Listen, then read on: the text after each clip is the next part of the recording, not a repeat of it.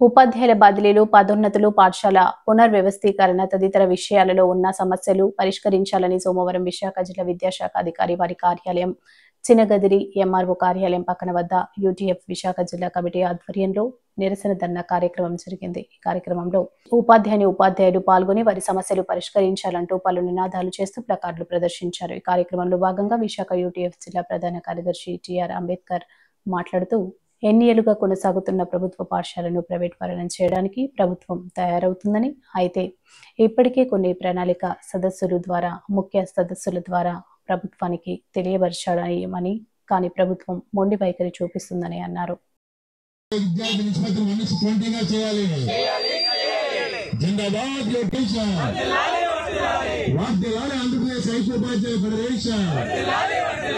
ఉపాధ్యాయుల బదిలీల పదోన్నతుల సిద్ధులు వెంటనే విడుదల చేయాలి. పునర్వ్యవస్థీకరణ సమస్యలను తొలగించాలని, ఉపాధ్యాయులు గందరగోళాలను తొలగించాలని చెప్పి ఈ రోజు నిరసన ధర్నా కార్యక్రమం నిర్వహించడం జరుగుతుంది. మరి అందులో భాగంగానే ఈరోజు విశాఖపట్నం జిల్లా శాఖ విద్యాశాఖ అధికారి కార్యాలయం వద్ద నిరసన ధర్నా కార్యక్రమం చేపడుతున్నాం. ప్రధానంగా గత ప్రభుత్వం జీవో నెంబర్ 117 తీసుకొని వచ్చి 3-4 తరగతులను విలీనం చేసి ఉపాధ్యాయుల సంఖ్యను తగ్గించి కుదించి ఉపాధ్యాయులపై విపరీతమైన భారం పెంచి 10 లక్షల మంది విద్యార్థులు ప్రభుత్వ బడిని విడిచి వెళ్ళిపోయే విధంగా చర్యలు చేపట్టింది.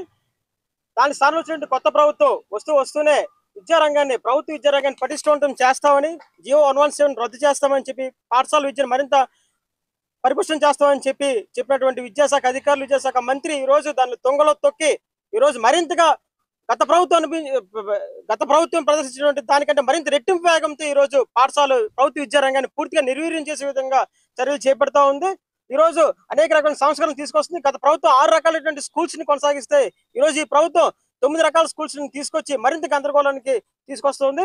మరి ప్రధానంగా ప్రాథమిక విద్యా రంగంలో ప్రాథమిక పాఠశాలను 3 రకాలుగా విభజించిన చేసి ఫౌండేషన్ స్కూల్స్ అని, బేసిక్ ప్రైమరీ స్కూల్స్ అని, మోడల్ ప్రైమరీ స్కూల్స్ అని చెప్పి విభజిస్తూ ఉన్నారు. మేము ప్రధానంగా డిమాండ్ చేస్తూ ఉన్నాం.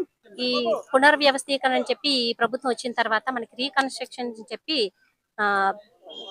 పునర్వ్యవస్థీకరణ భాగంగా ఎన్నో అసంబద్ధాలను తీసుకొని చెప్పినట్టు చేయకుండా ఎన్ని వినతి పత్రాలు ఇచ్చినా కూడా యూనియన్ తరపున మాకు ఈ విధంగా కావాలని మా డిమాండ్లని ఎన్నిసార్లు వినతి పత్రాలు ఇచ్చినా కూడా వాళ్ళు ఏవి పట్టించుకోకుండా మళ్ళీ వాళ్ళ నిర్ణయాలకు అనుగుణంగానే మనకి మేము చెప్పింది ఒక్కటి కూడా చేయకుండా విడుదల చేస్తుంది గవర్నమెంట్. దానికి సంబంధించి 117 ఫస్ట్ ఒకటి ఏంటంటే 117 జీవోని రద్దు చేస్తామన్నారు. దాన్ని పూర్తి స్థాయిలో రద్దు చేయలేదు, వెనక్కి పంపిస్తున్నారు పిల్లల్ని. కానీ రద్దు చేస్తున్నామని చెప్తున్నారు, వెనక్కి పంపిస్తున్నారు పిల్లల్ని. కానీ టీచర్ పీపుల్ రేషియోని మాత్రము చాలా ఎక్కువ చేసి టీచర్ పోస్టులు తగ్గించి పిల్లలకు నాణ్యమైన విద్య అందకుండా ఇండైరెక్ట్ గా చేస్తున్నారు. అదొకటి. అంతేకాకుండా పాఠశాల సమాంతర మీడియంని కొనసాగించాలని చెప్పి మేము ఎన్నో రోజులుగా గత ప్రభుత్వంలో కూడా డిమాండ్ చేస్తాం, ఇప్పుడు కూడా డిమాండ్ చేస్తున్నాం. పెంచి ప్రతి స్కూల్లో కూడా పాఠశాల తరగతికి ఒక ఉపాధ్యాయుని ఇచ్చే విధంగా చేయాలని చెప్పి మా డిమాండ్లని మేము ఈ రోజు చెప్పదలుచుకున్నాము. ఈ రోజు కానీ అమలు చేయకపోతే కనుక మేము 15వ తారీఖున కూడా డైరెక్టరేట్ లో మా ధర్నాని, మా వాయిస్ ని వినిపిస్తామని ఈ విధంగా నేను సభాముఖంగా తెలియజేస్తున్నాను.